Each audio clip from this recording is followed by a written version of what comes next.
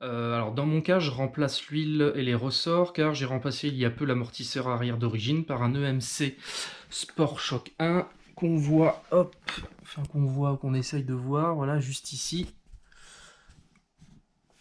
Voilà. Et la fourche me paraît maintenant un peu trop molle par rapport à l'arrière, quoi. Donc concernant l'huile, Suzuki préconise une vidange de fourche tous les 12 000 km sur la revue. Alors autant dire que j'ai jamais respecté cette préconisation sur toutes mes motos, mais j'imagine ne pas être le seul. Donc il préconise une huile aussi au niveau de la viscosité de 10W. Là moi j'ai choisi de prendre une huile de 15W pour que ce soit un peu plus dur. Donc concernant les ressorts, j'ai choisi de mettre des ressorts progressifs de la marque Hyper Pro, sachant que d'origine pour le 1200 Bandit, ce sont des ressorts progressifs pour d'ailleurs quasiment toutes les motos de route. Alors du coup un petit cours très rapide sur les différents ressorts. En fait vous avez deux types de ressorts. Vous avez les ressorts donc dits progressifs comme celui-ci et les ressorts linéaires, sachant que les ressorts linéaires vont plutôt correspondre à des gens qui vont faire de la piste et en fait qui désirent en fait avoir une dureté sur tout le ressort.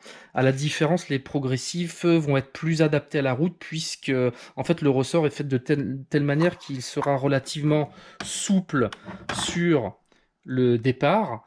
Et en fait, et plus la fourche va être en contrainte, et plus effectivement là on voit que le ressort se resserre vers le haut, et donc du coup, bah, plus on va être en contrainte sur la fourche, et plus elle va se durcir. Desserrer, voilà, les vis de fourche. Donc moi je l'avais déjà fait au préalable, hein. Voilà, parce que sinon vous pourrez pas, une fois que vos tubes seront descendus, vous pourrez pas les dévisser correctement. Donc c'est pareil aussi, ça je l'avais fait. Donc à partir du moment où on a dévissé les tubes de fourche, vous allez enlever du coup le garde-boue. Donc c'est pareil, moi je l'avais déjà fait rapidement. Hop. Donc on dévisse la platine, tac tac tac. Hop. Donc la platine juste en dessous. Ensuite avec une clé de 12, vous allez aller dévisser, hop, les vis de fourche. Voilà.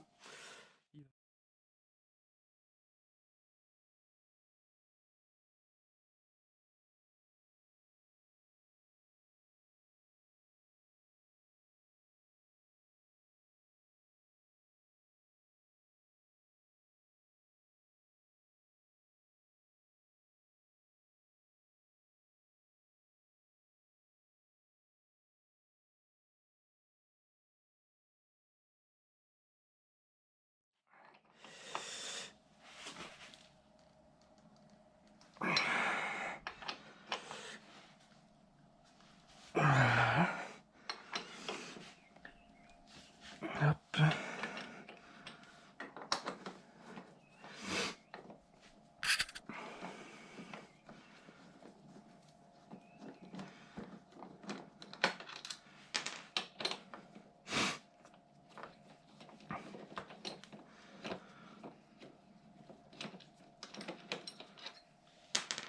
Hop, là, maintenant, on peut enlever l'étrier.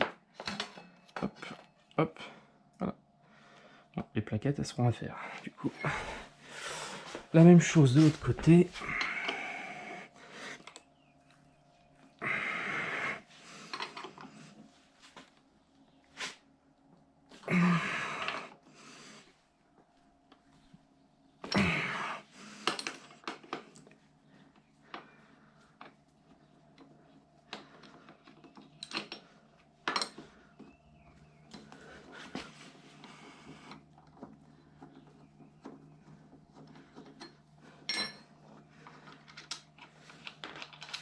Hop,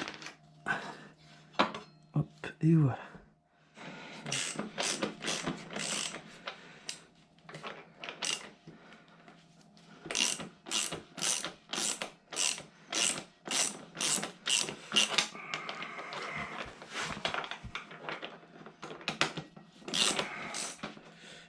Voilà. Ça va venir. Hop. On déleste un peu.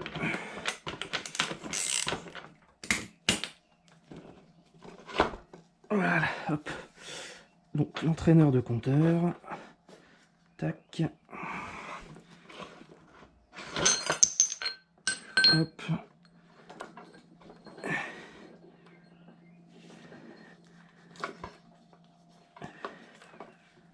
Voilà. Donc on avait dévissé les bouchons ici. Il ne reste plus qu'à dévisser le supérieur, dévisser les deux vis inférieures, et notre tube va descendre tout seul. Hop, hop.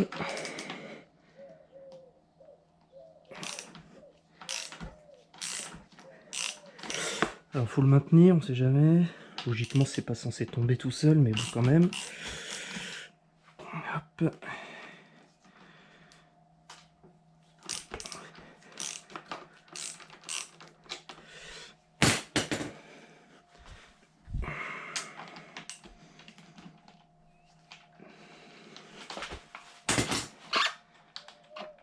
Donc là on voit qu'il commence déjà.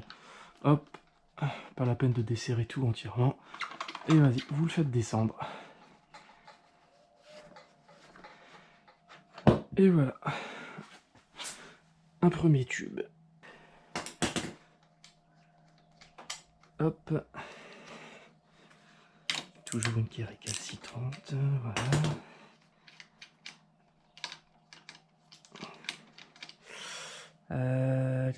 Ça va nous embêter, il va falloir l'enlever.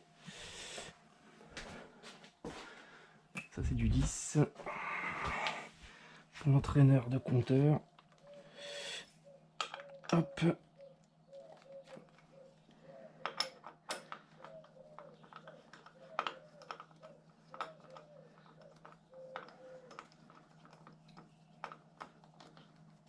Hop. Et la vis est tombée, c'est pas grave. Et on fait la même chose, on fait glisser. Et logiquement, ça vient tout seul. Et voilà. Nos deux tubes de fourche sont prêts à être dévissés.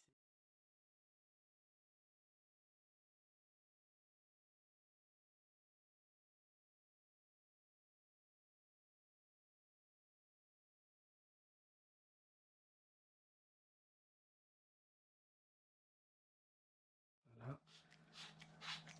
Alors faites attention.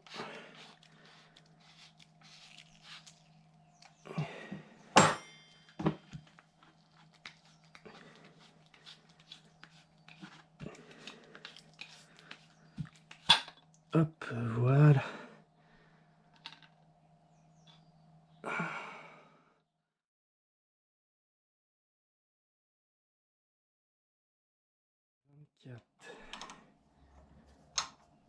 Hop.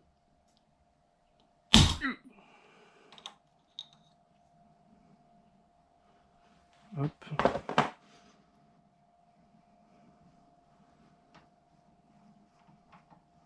On dévisse. Hop.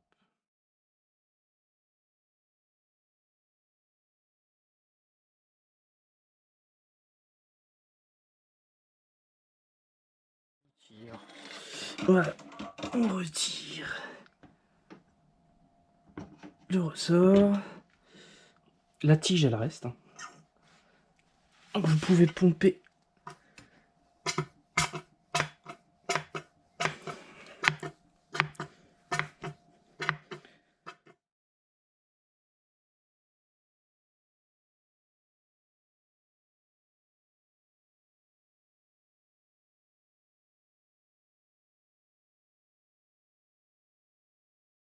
En haut du ressort.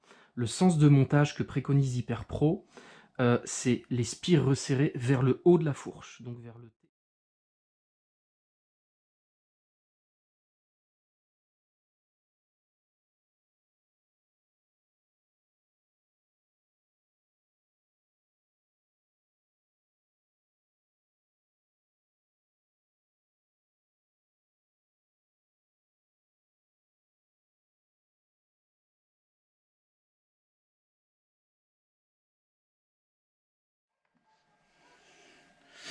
Alors, je vais y aller par 250.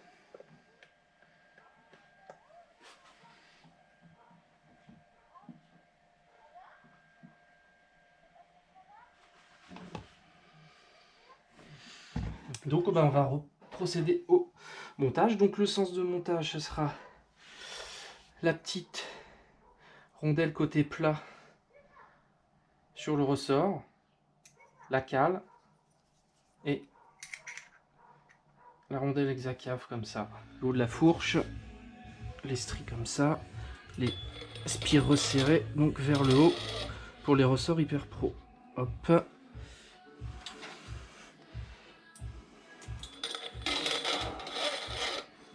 Hop.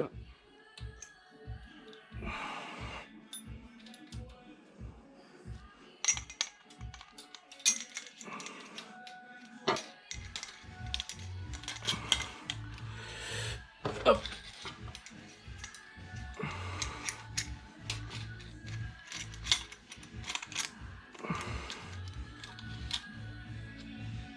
Voilà.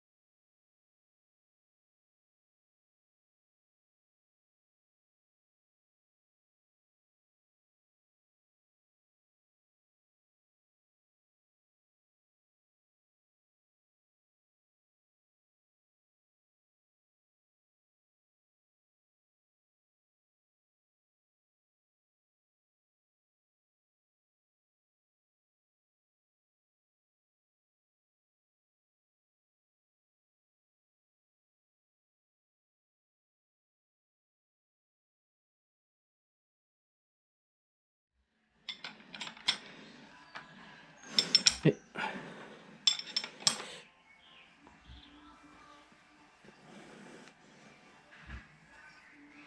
il faudra le bloquer du coup une fois qu'il sera remonté sur la fourche. Donc à l'inverse de ce qu'on a fait tout à l'heure, sans se tromper de fourreau.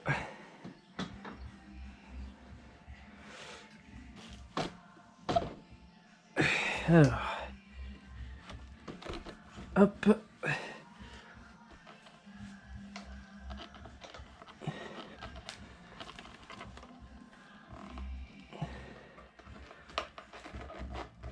Ah oui, c'est un peu bougé.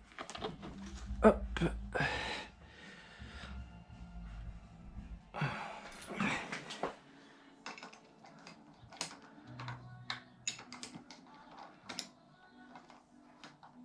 On ne serre pas à fond pour l'instant, c'est juste que le tube y tienne.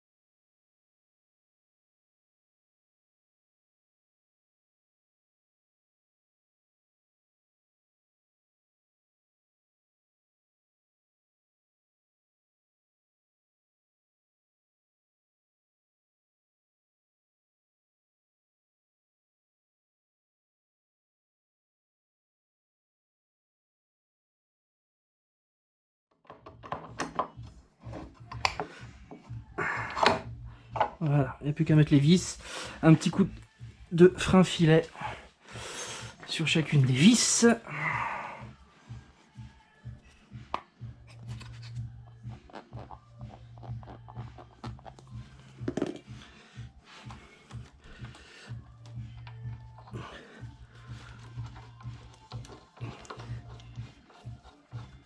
Hop.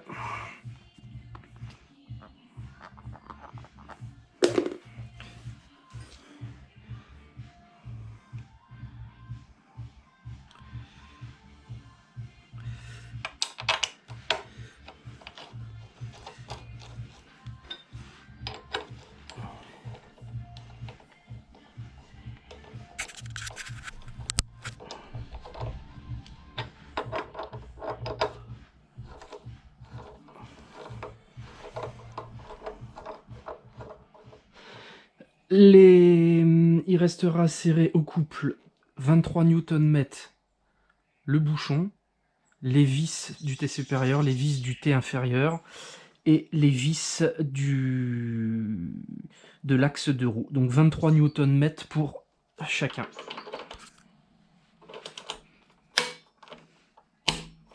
Okay, ça c'est bon.